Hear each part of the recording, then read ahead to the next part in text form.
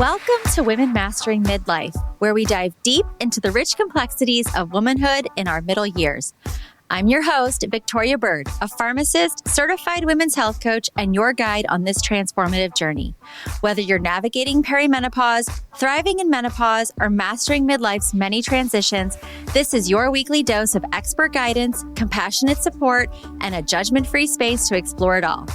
Here, we're empowering women to master midlife on their terms, reclaiming our health, our happiness, and our power.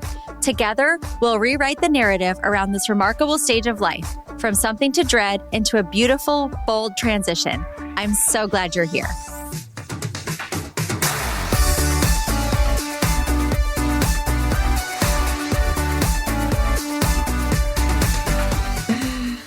So I'm very excited to have on the podcast with me today, Elana Broitman. She created a graphic novel called Holy Menopause, Adventures of a Middle-Aged Superheroine. And I read the book yesterday and I thought, this is something that is lighthearted about what to some women find a serious subject. And it was a great way to spend my afternoon connecting with your work. And thank you so much for creating it. Thank you so much. You don't know how much that means to me every time I hear it, because to me, this, as much as anything, was a piece of art I created that had been kind of a wish, a secret wish of mine for such a long time. So to have it out in the world is a little bit like having your favorite child try out for something and get it.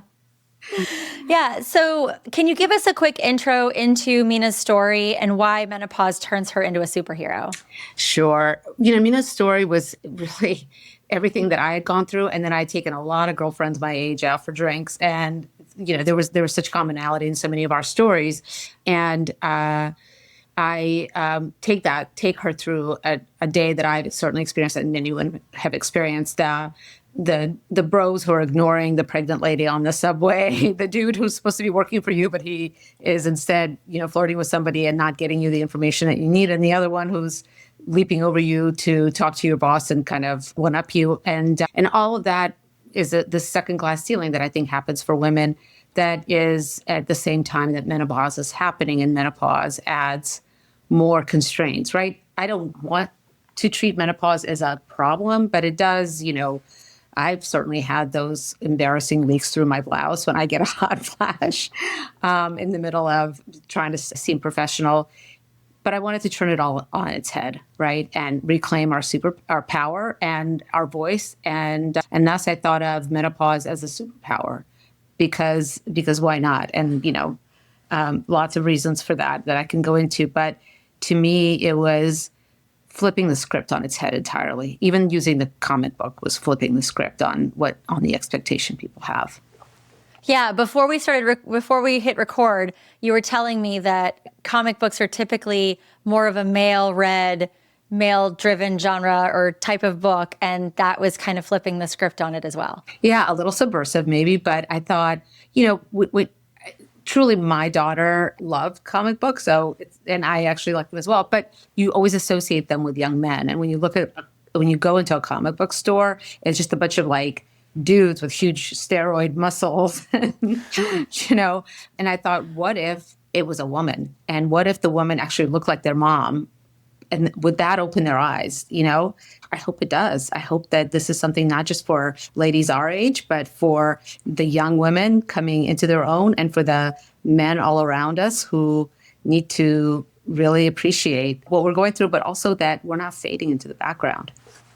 Yeah, I think that the invisibility that she experiences in the beginning, so many women feel invisible at home. Her son was supposed to help with things and he's got his headphones on and completely checked out, but still expects her to do things. And then she was invisible, on the way to work, and she was invisible at work. And then it ended up turning into her superpower to help her save these children. And I thought that was so clever because there are so many of us who we find that invisibility and that feeling of irrelevance to be really hitting at this point in our lives, but really we could use it to our advantage. Yeah, I know. Thank you for noticing that. That was certainly my experience, and that was what I was trying to do as well. And for me, we all talk about the imposter syndrome we get as young women in the office, which I certainly had. But the second piece that hit me in my early 50s was this when I was curbing my own power myself, because I kept thinking, oh, it must be me. Like when somebody else repeated what I said and got the credit, oh, I must have not said it the right way. All those things that we go through as well. So being able to reclaim it as a superpower, I keep wanting to just take it back, take everything back, take that power back, and not sit back and allow what we do experience, and it's very real, to also put us in this box in our own heads, right? Because the most powerful thing we could do, we can't control what other people do. The most powerful thing we could do is own our truth and our voice. And when she does that little dance in front of the bad guys, because she's actually invisible. Yeah. I sort of struggled with that a little bit at first, because it's like, oh, she's got to go save the kids. What's she doing dancing? And then I thought, I just can't help myself. Like if I was in her position, I would just want to take 10 seconds to do the little dance that says, oh yeah, stupid. You thought that you could ignore me, and I am sly enough to just slide by and still rescue those kids from under your not so watchful eyes. Yeah. And I feel like that's another symbol of just the way that life goes sometimes with other people, and especially men, and just feeling like, you're underestimating me. You don't see me, but I'm about to not only kind of one up you, but I'm going to show exactly who you are in the end. Yes, exactly. And if we believe in ourselves, which is really hard to do on a day-to-day basis, but if we believe in ourselves, we can show you up, Yes. And maybe even teach you a thing or two. Yes. And all of our life experiences, all the wisdom that we've collected, I feel like women as a whole have a better ability to use that to our advantage. Yes. I mean, we're like mini generals, right? Throughout our life. I don't care what culture you're from, what walk of life, are you wealthy, are you poor? I have never met a woman who doesn't have 5 task lists and 5 calendars in her head at any one time, thinking through how she's going to commandeer the day, the week, the month. And that it just becomes such second nature from the time that we're young, that we are, kind of top of our game at a time when maybe because our pheromones are not flying as high, I don't know. All of a sudden we're sent to the back of the proverbial line, and that's just not okay, right? We need to own that power. Yeah, I read somewhere that there's this thinking that, when we are in our prime reproductive years, our estrogen is kind of pushing us to connect, to bond, to nurture, to procreate. And then once that estrogen falls off, it's like, no, really, we're fine. We don't need you. Right. We're good men. We could do this on our own. We're capable. And you kind of, while I appreciate the male species, or whatever you want to call them, I do think that there is a lot that we put on the back burner for ourselves when we're younger. So true. And that once the age of reproduction kind of diminishes, our kids are getting older, they're going off, and we've kind of done that part of our life. Now it's like, okay, we can step into our own. I completely feel this way, and I use not such nice language, so I'll G with my language. But doing the book was also very transformative for me, as I realized, hey, I do have certain powers, right, and that are there that didn't used to be there when I was younger, that are really there now. And one of them is the I don't give a fill in your bleep word. Yeah, and that's incredibly freeing. And in the book, for example, one of the things I played with were colors. So if you notice, the colors change from her pedestrian life, if you will, to when she's a superheroine, and it's hot pinks and hot purples. And don't blame me that I love the early 80s. So I love that vibe, a little, Joan Jett, Pat Benatar kind of power. Her stance is different. When she comes into the manicurist shop, she's just feeling terrible about herself, even though she did nothing wrong. And at the end, she's standing with hands on her hips and her legs spread. She's standing like a fighter, and it's something that different practices, for example, teach us, this is something people do in yoga or whatever. But the point is, rather than sort of scrunching down and becoming smaller, let's grow, really grow. Yeah, I see that. And I think also the use of Tide Pods as a weapon. I mean, that was so clever. What made you think of Tide Pods? Okay, I have two funny stories about that actually. So, Okay. one piece of it is that my husband, he's so wonderful, but one of the things that he does that drives me up the wall is he will be super proud of himself for doing the laundry, and then I come home to like a pile of stuff that didn't get folded for 5 hours. So, right. And I took out a friend of mine who's very serious, very modest. I actually know her through her husband first. And we were maybe 2 glasses of wine in, and we're like giggling about that kind of stuff. And she was telling a story. She's like, oh, exactly the same thing. And she was like, I don't want to use names. So X, my husband, does the same exact thing. And like my thong underwear was in there and he was embarrassed to fold it. And yet, we've been married how many years? And, like certainly he's seen my underwear. And so we were laughing so hard. I thought, wouldn't it be funny if the underwear becomes like, first of all, that her son just didn't even realize that the pod goes into the machine and, and then second, if she could take this thong underwear, like what an embarrassing piece, and use it as a weapon. And because she's so strong, it actually becomes a weapon. It was a little like off the wall, I guess, but I took my experience and her story and just our giggling about it, which was incredibly powerful, right? It takes away all the frustration when you could just giggle with a friend about these things. And I made it into a super weapon. That's awesome. And the hot flash became a weapon as well. Yes, very much so. I mean, don't you just wish that all that stuff that you feel could just go straight out into the ether and melt whatever bad thing is happening? I thought, why not, right? So. That had to be very empowering to be able to take something that can really affect your day-to-day life and turn it into a fun and empowering story. Yeah, that's how I felt. Part of it was drawing even on my youth where, it's all part of a cycle, right? From the time we menstruate to the time we menopause. I remember I was quite a runner when I was younger and I had horrible, horrible cramps. But I remember that when I could run through the cramps, those were actually my fastest runs. And I thought that's kind of what kept coming back to me. Like if we just take the thing, like her gray hair becomes a lasso because I know that hot flashes make my hair just frizz right at the roots and it looks horrible. But what if that actually became something that saved children's lives? Like, let's look at these things. I don't want to whitewash anything. Women have a very hard time physically, economically, etc. But I just want us to laugh a little and take our power back and be seen as powerful by those around us. Yeah. And in the end, she did take her power back when she went back to work, when she got that phone call and was like, no, wait a minute. I don't have to go back to being what I used to be, which was the people pleaser and the doing what I was told and, sitting small. And she stood in her power again.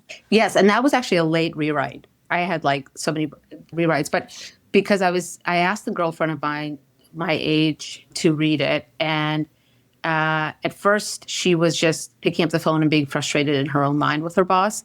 And my friend said, why is she still doing that? And I was like, right, why is she still doing that? Why doesn't she just say, hey, that dude who thought he knew all the data and embarrassed me, go ahead and have him do it because it's late at night and I'm a senior executive and I'm not doing this right now. And I just went and rescued a bunch of kids.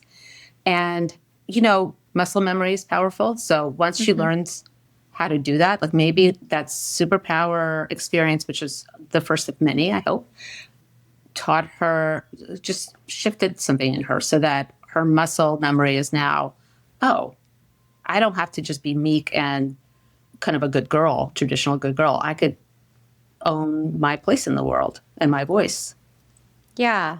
And so when she's visiting the manicurist in the beginning of the story and she's shown this genetic marker that she has, and then she finds out there's this whole network of women doing the same thing that she's doing. What made you think about that? Like, how did you connect that to reality? Sure. Well, two things. One of the things I wanted to communicate wasn't that drink the tea and all of a sudden, again, Incredible Hulk, you get these new powers. What I was trying to say is this is all within you. You just have to release it. And so the genetic marker is partly you were born with this and now release it when you believe in yourself. The tea is just an instrument, maybe to get you into the mood. And then the other piece, and this was the second superpower I've really harnessed, is friendships and other friends in general, of course, but particularly others in the community of women who are going through what you're going through. The fact that she's not the only, and she's not the first, and there are sisters in Menopower around the world, it makes her stronger. And my goal is to do more than one book and to meet more than one sister and to have adventures together in very different contexts. I think that would be amazing, because I ended up, when I finished the book, I was like, wait a minute. Like, what's the next adventure? Like, that was just one adventure for this woman. And I think that is a point in our life where we are just getting started. Yes, completely. I mean, look at how long people live, in so many cases. This is halfway through our life. So, and how many women have done some incredible things late in life? Recently I lost somebody who I was very close to, and she was quite old, and, but she started a journey in the political world where she became a powerhouse at 58 or 59, started. Oh, wow. Yeah. And became an incredibly important person to many, many people. Again, I don't like to use names without permission, so I'm not going to say who she was, but he was inspirational for me. So in your career, like, is this the first book you've written? Are you what is your background that made you write this book? Sure. No, I'm so far away from this. I'm a lawyer and a national security expert, right? I've worked at a high level at the Pentagon and in Congress, so very different. But on the side, I've always done art, just since I was a little kid. And I just think visually, and I think I know, when I'm experiencing something emotionally, I almost visualize it rather than think about it. It's easier for me to draw a picture about something than to put it into words sometimes, even though I'm such a verbal person in my career. So when I started going through both menopause and the sort of just being shocked by all the losing my voice and being overlooked, I started to work on some drawings, and I have a couple paintings. So I thought I was just going to do a painting of an older Wonder Woman, be done. And then I just caught something in me. So I started to doodle and then did a little storyboarding. And then I was thinking a lot about how a comic book, is this boys, in my mind, you walk into a comic book store, it's 80% boys, right? Wouldn't it be funny? Would it be funny to actually make one of us a superhero and open their eyes? So. Yeah. There's a middle-aged woman who's writing a comic book. Gentlemen, step out. Your body's needs evolve with age, and so should your fitness and nutrition plan. My Fitness and Nutrition Over 40 Guide provides strategies to stay strong, energized, and healthy in midlife.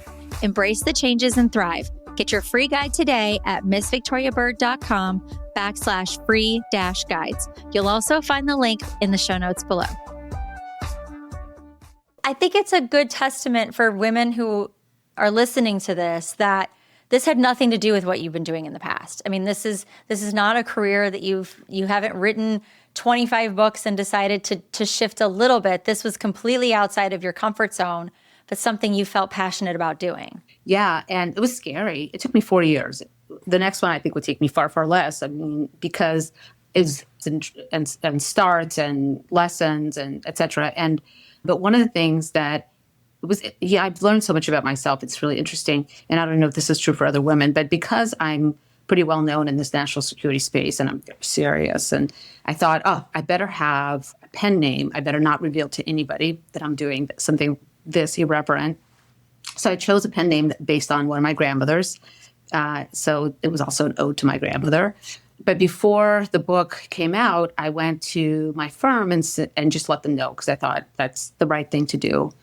And they didn't care. I mean, they didn't care in the best of ways. They thought it was wonderful. They said you could do a book party at the office. Oh, awesome. So, and these are men. And so I realized that one of the things I had done is I curbed my own creativity, because I was, I was brought up very properly, and this is my proper lane. And so this other lane better not interfere. And I realized that I was curbing myself more than anybody else needed me to be curbed. And if I could share that message with others, it was very, very empowering. In fact, I gave that lecture to my daughter the other day because she was worried about something. And I was like, if I've learned anything, it's that this is in your head, because this was in my head. Yeah, we are our own limiting beliefs sometimes. Yes, yes. So when you were writing this book and you were thinking about being creative and opening up a side of yourself that people at work don't usually see, what advice would you give to midlife women who feel like their creative voice or personal power has been buried under a career or caregiving or expectations? For sure. And by the way, I didn't do any art for just about for like a decade during like when my daughter needed me most and the career and everything, right? So picking it up again, I felt like I had lost, before the book even, just starting to paint again, I felt like I had lost just the muscle memory of doing it. Like my hands weren't holding the pencil correctly. And I think we have that voice in the back of our head that's always telling us we're not good enough. It's that imposter voice. So I'd say a couple things that at least helped me. One is take bite-sized pieces. You don't need to create, the Mona Lisa or whatever your version of it is right away, because it just takes building up what you're comfortable with, playing. Like you have, to me anyway, just being playful and allowing yourself to make silly drawings or silly things, because that just shakes up the creative juices. And maybe even try some other form. So for example, I had always done like a certain kind of oil painting. So I did a few crafts with friends who did crafts, because it just opened me up, and it was less, I judged myself less for it. So it allowed me to be playful and to just experience, the moving my hands and the retraining my eyes. But so importantly, don't punish yourself if you don't, like if you set a goal, right? And then you're not meeting that goal. The weekend ended up becoming super busy. You didn't ever pick up the pencil. It's okay. Let's not make it homework. So I think those are pretty rudimentary pieces of advice, I guess, but it really worked for me because I feel like now I'm back to those creative juices.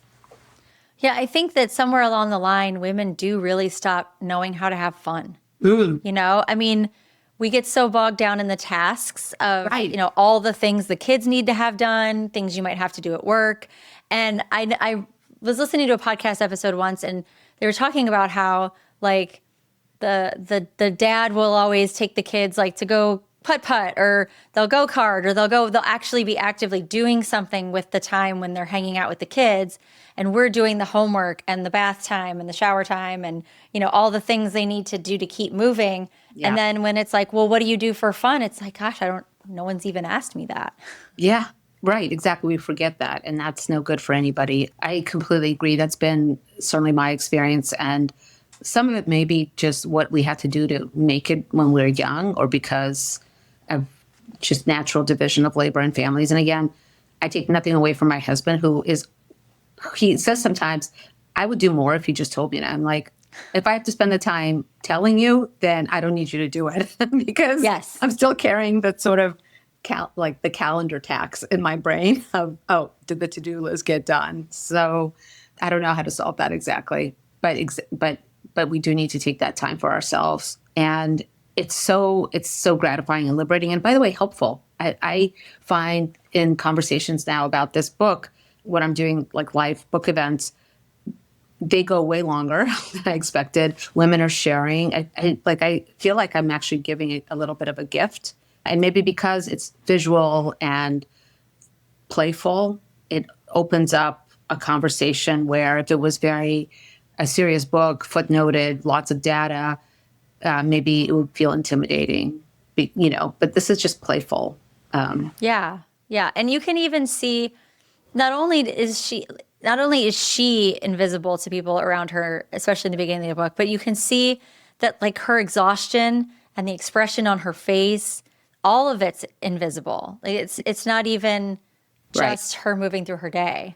Right, exactly. And, and then the piece where the son was supposed to open the door to the internet guy, and we all know how long it takes to schedule the internet guy. Yes. And then just didn't, and just doesn't, it's like, okay, well, it's okay. It'll get done in 2 weeks. Meanwhile, you could just tear your hair out because you've already worked. Yes. That invisibility, even of the labor that was done, that isn't seen as real labor, isn't valued in that way. Yeah, no, that's so true. Because I don't know how many times when staying home with kids, at the end of the day, it's, like, oh, how was your day? And it's, oh, I did this and this and this and this. And then they'll say like, oh, well, how was your day? And it's like, well, if I lay out, like, I did laundry, I took the kids to school, I had a field trip, I did, that doesn't compare. Like, it's to me, it's like, this is boring and mundane. And I didn't cure cancer today, but I did all the things that need to get done so that everybody else could go. I always say that I'm a facilitator of everyone in my family living their best life. And that's basically my job. Right. Well, you like and that. So, like that commercial of where their tagline is, "We don't make things, but like without us, you can't make things." I just like the line, but exactly. Yeah, that's and that's when you give up your time. Like if you sit, they'll say, "Oh, we'll be there between 8 and 11." So you have to hurry up and do everything in the morning before 8. You have to be fully available. Like you can't be in the shower. You can't be doing anything that you have to stop. You have to like sit around and wait. And then they show up at 1. Right. And you're like, so the last 4 hours of my time was not at all worth anything to you. And so not only is it hard to schedule the call, but even just the sitting around and waiting for it. And the fact that he was just sitting around with his headphones on, like living in his own little world. It's like, you don't know all the things that have gone into place for you to not answer the door. Exactly. And then it's punctuated by him calling her. Because, I mean, this is so drawn from my real life, where I will be in a bunch of meetings and I'll get like 10 texts from my daughter of, "Mom, I couldn't find this. Like, what was this?" It's like, oh my gosh, I cannot talk to you right now if it's not an emergency. And he's calling about his tennis racket. And meanwhile, she's got bad guys tied up with her hair. She's got a gun, Yeah. So all the things that happen. So I guess in some ways, I'm even thinking about this as I talk to you, in some ways, maybe it's glorifying, putting on a pedestal the mundane things that we do and recognizing, hey, these are actual superpower things, because, the fact that we multitask all the time probably shouldn't actually be a superpower, because the other half should be doing it as well, but it's what we do. It is what we do. Yeah, I think, and she still answers the phone. Like, because she's in the middle of this harrowing experience and she's a little busy, but if a kid calls, like, okay, I got to stop what I'm doing. Right, because God forbid, it's, of course. Oh yeah, I've been in things where I've stopped everything that I'm doing to answer the call from school because I'm worried that there's an emergency or whatever, and it's like, can you bring me an extra pair of tights for my dance bag when you pick me up? It's like, are you kidding me right now?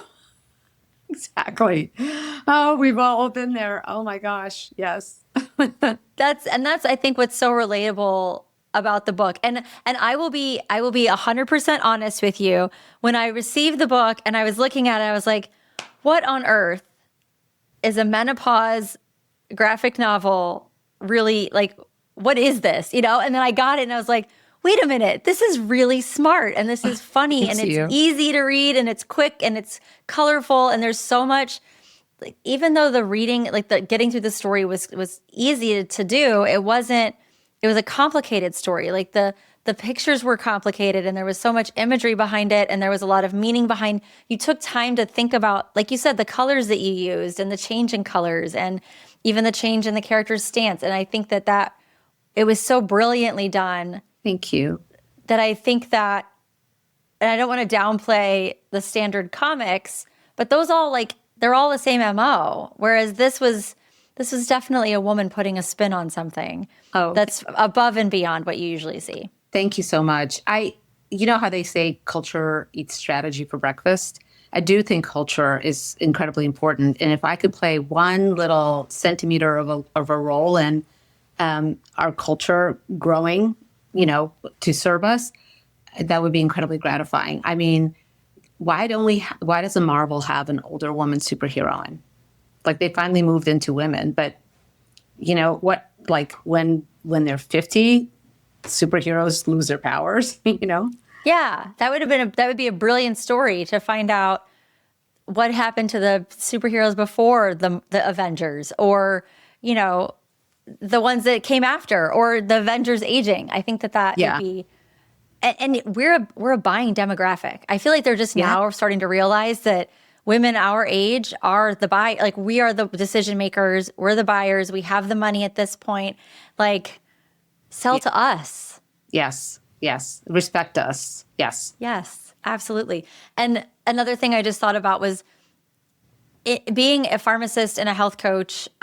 For midlife women, I read a lot of the books about menopause, and they're very clinical. A lot of them have layman's terms and, you know, the common words that people can understand to explain what's going on physiologically. But there's just so many of them. And it just sometimes makes everything feel more overwhelming. Whereas this just brought it to a relatable, there are women like this, women have had these experiences.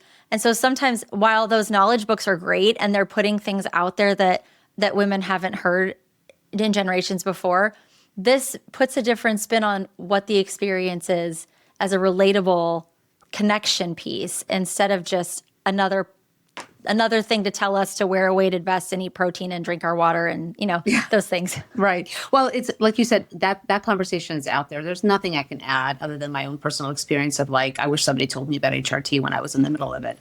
But so I thought, like, what do I know about where I've been in life? It's the personal, and it's the economic, right? I mean, I definitely got hit with a second glass ceiling in my 50s and going for certain jobs. And I was like, gosh, that's really odd that the person who got it is half my age and half my experience, you know? And again, at first it must be me. Maybe I handled that interview a different way.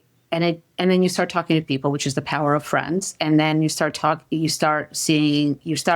yourself to see that it's not you, that it's, because you can't just fix everything, that it's the way the world is seeing you.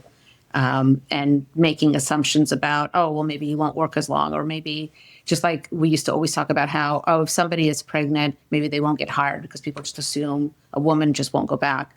I think there is a bit of an assumption of, oh, that woman, well, she'll have the hot flashes and she won't be able to work as long, and she's not, you know. Yeah. Or she'll be moody. Yeah. Oh, the moody, right? Oh, my God. Yeah. I know. I feel like the stereotypical menopausal women that you see on sitcoms is like the nag, the cranky, hot flashing. You know, it's a miserable person to be around. Right. Period. And there are those people, but that shouldn't be how men or women connect women experiencing menopause. And by the way, you could be moody and cranky without being menopausal. I mean, that's just being human, and you, like, have a bad day. Yeah. I need a snack. Like, it has nothing to do with hot flashes. Exactly.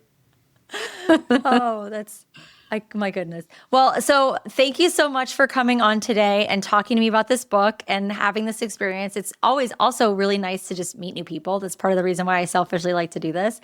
So I will put in the show notes how to find you and how to find the book. Is there anything you want the listeners to know about your book or things that are coming up? Well, Mother's Day is coming up. So this airs before Mother's Day. Oprah Daily put this as the #1 book for Mother's Day.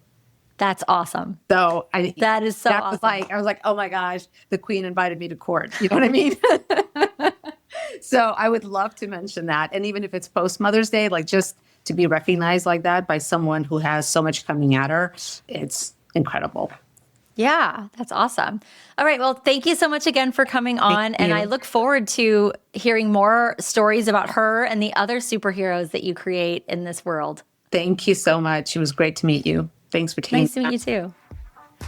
Thank you for listening to this episode of Women Mastering Midlife. If something you heard today resonated, I'd be so grateful if you'd share it with a friend who might need a little extra support on her midlife journey.